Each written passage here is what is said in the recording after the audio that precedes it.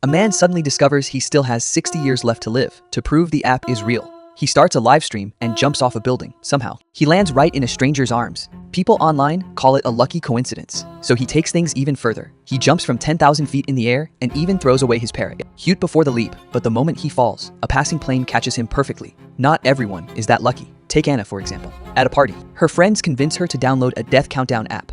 Says I only have 3 hours to live. Everyone laughs it off as a prank. Nobody knows is that the creator behind the app is actually death itself.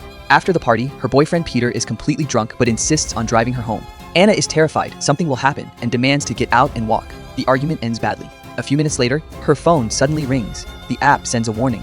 You have violated the user agreement. Anna opens the app. She has only 7 minutes left. Panic hits instantly, and she sprints toward home. But the countdown keeps dropping faster and faster. With less than 2 minutes remaining, she shuts off her phone completely. She thinks that will keep her safe. But while taking a shower, she hears a strange noise coming from behind the curtain. As she slowly moves closer to check, her phone rings again.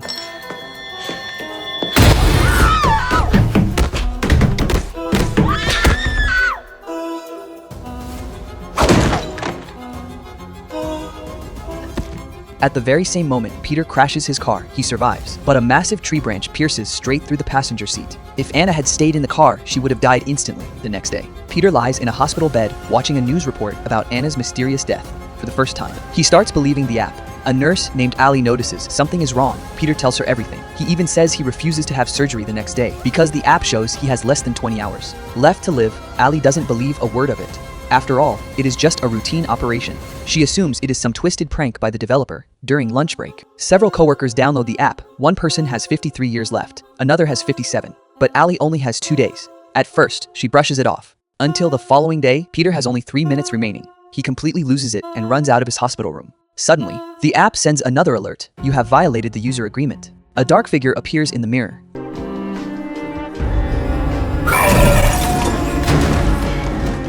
Terrified, Peter hides in the stairwell. Every light goes out. The countdown drops to 90 seconds. And at the end of the staircase, he sees Anna, the same Anna who is already dead. Court.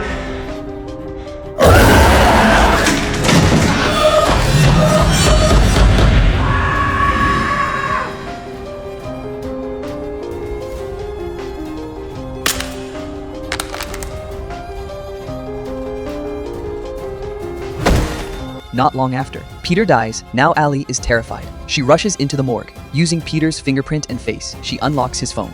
The countdown has really reached 0. That's when she finally believes. But then, her own app displays the same warning. Dark shadows begin appearing throughout the hospital. Things get even worse. The head doctor starts trying to take advantage of her. Ali fights him off and escapes the hospital. Back at home, she tries deleting the app. It won't go away. Online, she finds countless messages from other victims. Some claim that after downloading the app, they constantly see dead relatives, and then it starts happening to her too. The next day, Ali buys a brand new phone and changes her number. The moment she turns it on, the death app automatically installs itself.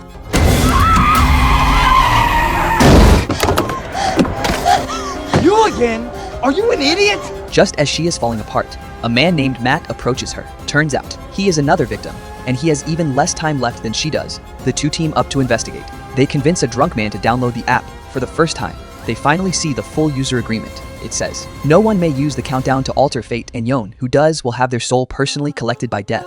Everything suddenly makes sense. Matt canceled his train ticket. Ali canceled a visit to her mother's grave. That is why both of them were flagged for violating the rules. Well. Looks like old Jer Bear's gonna live to be 91. Figures. Let's go.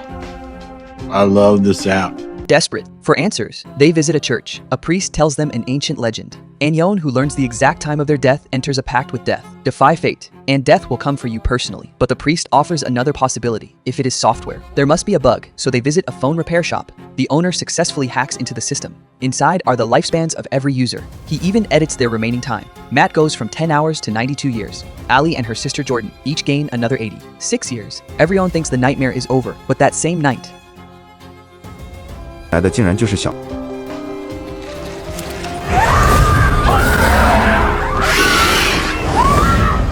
the countdown resets. Death refuses to accept the changes. At the same time, Where's your sister?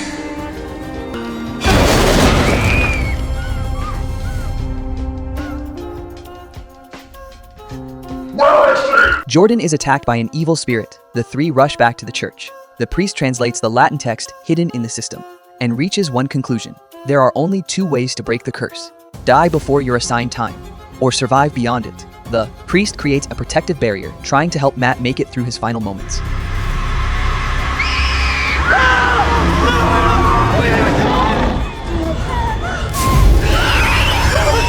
But death drags him out of the barrier anyway.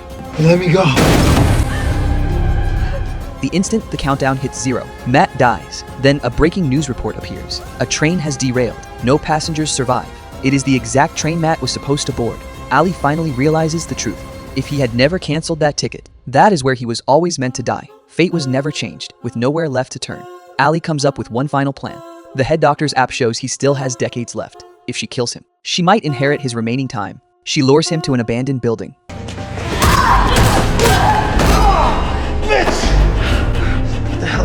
Enough to kill you 3 times, you piece of shit!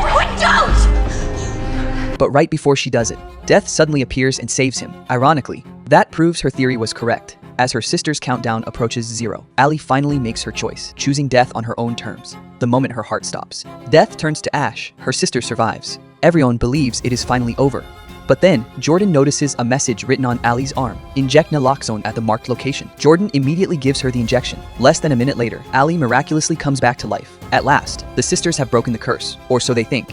The very next day, while visiting their mother's grave, their phones suddenly ring. A message appears on the screen: Countdown version 2.0 update completed.